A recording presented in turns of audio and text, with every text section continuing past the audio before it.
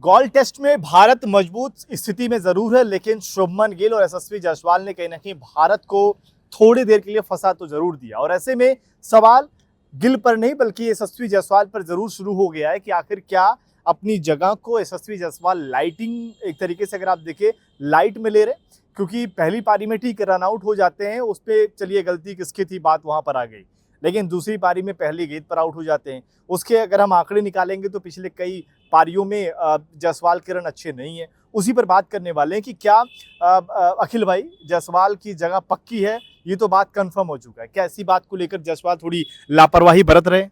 शायद उनको लग रहा है ना कि रोहित शर्मा चले गए हैं, अब केएल राहुल के साथ ओपनिंग कौन करेगा? जायसवाल करेंगे। दूर से दूर तक कोई ओपनिंग पार्टनर नजर नहीं आता। यही गलतफहमी जायसवाल के ऊपर भारी पड़ सकती है, क्योंकि हमारे पास डोमेस्टिक में कई सारे ऐसे नाम मौजूद हैं जो ओपनिंग के लिए तैयार हैं। ऋतुराज गायकवाड़ टॉप कंटेंडर है, ऐसे में जायसवाल को ये गलती नहीं करनी पड़ेगी। अभी भी एक मौका है, दूसरा मुकाबला कोलंबो में खेला जाएगा। पहले मैच में जायसवाल की बैटिंग खत्म हो चुकी है, पहली पारी अनफॉर्चुनेटली रन आउट होते हैं 32 के स्कोर पर, लेकिन दूसरी पारी में एक चांस था, एक बड़ा स्कोर बनाते, जबकि लाइसेंस मिला हुआ था आपको उनके स्टाइल में बैटिंग करने का, ताबड़तोड़ स्टाइल में बैटिंग करनी थी, लेकिन फिर भी आउट हुए। और लगभग 1 साल हो चुका है। बिल्कुल वही मैं आपको स्टैट्स भी दिखाने जा रहा हूं कि पिछले करीब 8 पारियों की अगर बात कर ली जाए तो उनकी सिर्फ 150 रन है। मतलब ऐसा नहीं कि हम हवा में आके बातें कर रहे हैं कि नहीं जायसवाल ने ऐसा कर दिया। आपको मैं पूरा बता दे रहा हूं। यहाँ पर अगर आप देखेंगे वेस्ट इंडीज के खिलाफ उनका जो एक मैच था 8 रन बनाए थे उन्होंने।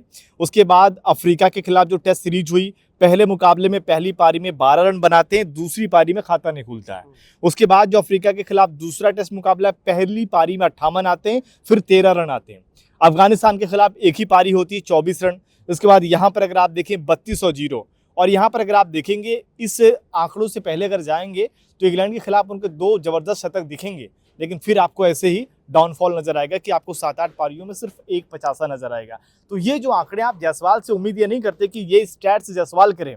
और जायसवाल अगर आप देखिए ओडीआई में उन्होंने जरूर अभी शतक जड़ा है, आईपीएल भी जायसवाल का इस बार का बहुत अच्छा नहीं गया है। तो कहीं ना कहीं जायसवाल से जितनी उम्मीदें थी कि भाई उन्होंने ओपनिंग में अपनी जगह पक्की कर ली है, जायसवाल ऐसा लोग सोशल मीडिया पर लिख रहे हैं ऐसा तो नहीं, और रास्ते से भटक रहे हैं। हो सकता है कहीं ना कहीं प्रेशर ले रहे हैं, क्योंकि देखिए वनडे में सिक्योर उनकी जगह नहीं है। जब तक रोहित शर्मा या जायसवाल नहीं खेलेंगे, शायद 15 में भी नहीं आ पाएंगे। T20 में ऑलरेडी वो टीम इंडिया के स्क्वाड से बाहर चल रहे हैं। सूर्यवंशी के आने के बाद उनके ऊपर भी दबाव देखने को मिला। ये हमने आईपीएल में भी नोटिस किया कि सूर्यवंशी रन बना रहे हैं तो कहीं ना कहीं जायसवाल अगर रन बना भी रहे ना तो भी साइडलाइन हो जा रहे हैं, उनके बारे में कोई बात नहीं कर रहा। तो प्रेशर कहीं ना कहीं शायद जायसवाल अपने ऊपर रह रहे हैं। उसके अलावा इंग्लैंड की आपने बात की, इंग्लैंड में 2 शतक थे। उसके अलावा दिल्ली टेस्ट जो खेला गया था अक्टूबर में, वहां पर 175 रनों की पारी थी वेस्ट इंडीज के खिलाफ। लेकिन फिर साउथ अफ्रीका सीरीज आती है, 83 रन 2-4 पारियों में। अफगानिस्तान टेस्ट वहां पर 24 रन। वॉर्म में श्रीलंका के खिलाफ खेला गया, वहां पर डिसअपॉइंट किया। और एक और चीज है यहाँ पे जिसको कोई नोटिस नहीं कर रहा है, लेफ्ट आर्म पेसर के खिलाफ स्ट्रगल कर रहे हैं।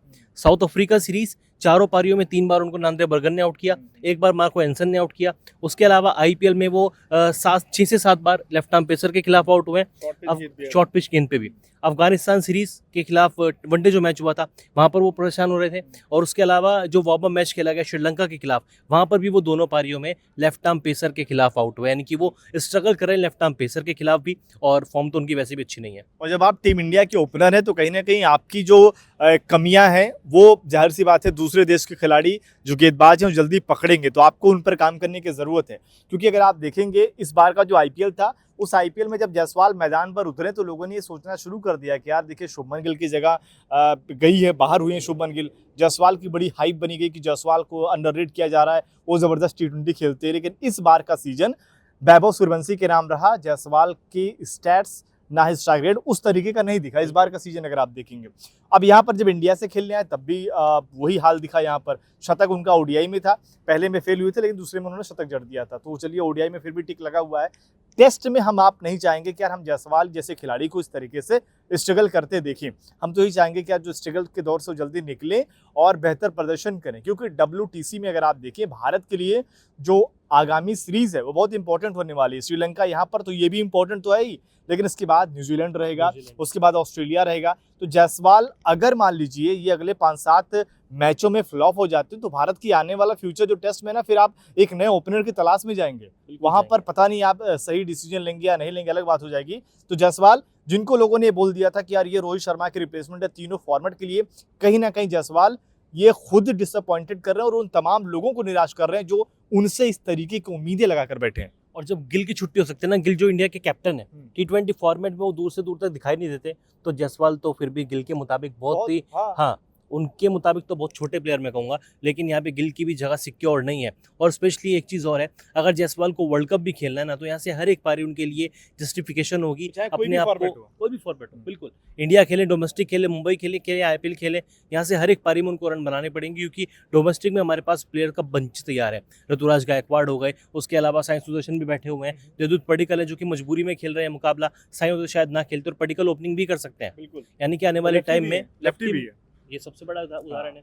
यानी कि आने वाले टाइम में अगर रन नहीं बनाएंगे तो नंबर 3 पर आप सुदर्शन को और बतौर ओपनर पडिक्कल को या फिर ऋतुराज गायकवाड़ को देख सकते हैं। ऋतुराज गायकवाड़ भी अच्छा करे डोमेस्टिक में, यानी कि जायसवाल के लिए वाकई में यहाँ से हर एक मैच में रन बनाना, हर एक पारी में रन बनाना बहुत ही ज़्यादा इंपॉर्टेंट है। और शुभमन गिल की अगर बात करेंगे, देखिए शुभमन गिल की अगर बात कर ली जाए, उनके लगातार रन तो रहे हैं, ऐसा नहीं उनके रन नहीं है, लेकिन वही कि आप उम्मीद करते हैं जब आप कप्तान हैं कि आप ऐसे सिचुएशन में जहां आपकी टीम के लिए हर मुकाबला जीतना जरूरी है, हमेशा वो रन करें, क्योंकि हम तो वही चाहेंगे। यहाँ पर अगर आप देखें दोनों पारियों में निराश उन्होंने किया है, ऐसा नहीं कि इससे पहले तो लगातार रन बनाते हुए आए हैं, लेकिन कहना है कि शुभमन गिल पर ही रहेगा कि यार नो डाउट इस मुकाबले में फील्डिंग उनकी फिर भी ज़बरदस्त रही है, कप्तानी की तारीफ हुई है उनके कि जिस तरीके से फील्ड प्लेसमेंट रही है, तो मुझे लग रहा है कि चलिए ठीक है, उनकी एक आध इस तरीके की सीरीज है, क्योंकि वो लगातार पिछले कुछ समय से शुभमन गिल, ऐसा नहीं कि शुभमन गिल अपने करियर के शुरुआती दौर में बहुत अच्छा खेले थे टेस्ट में, उनके अच्छे आंकड़े नहीं थे, लेकिन पिछले 1-1.5 सालों से अगर आप देखेंगे तो उन्होंने टेस्ट में वाकई में बड़ा ज़बरदस्त किया है।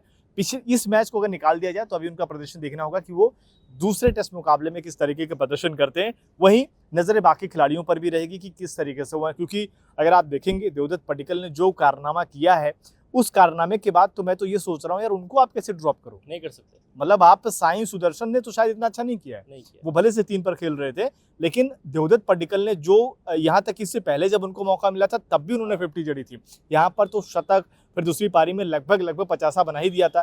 तो ऐसे में अगर आप देखिए देवदत्त पडिक्कल को बाहर करना अपने आप में बहुत बड़ी चुनौती रहने वाली है। मैच में 200 प्लस रन बनाना कि बिल्कुल भी आसान नहीं होता, और लंबे टाइम के बाद, द्रविड़ के रिटायरमेंट के बाद ऐसा पहली बार हुआ है कि नंबर 3 पर खेलते हुए किसी बल्लेबाज ने ओवरसीज कंडीशन में 200 प्लस रन एक मैच में बनाया। पुजारा भी खेले, लेकिन उनके बल्ले से भी एक मैच में 200 प्लस रन पूरे मैच में देखने को नहीं मिले थे, स्पेशली इंडिया के बाहर। यानी कि वाकई में इस तरीके का जो परफॉर्मेंस किया है पडिक्कल ने वो आउटस्टैंडिंग है। लेकिन क्या सूर्यवंशी इमर्ज हो सकते हैं जायसवाल को रिप्लेस करने के लिए एज अ ओपनर?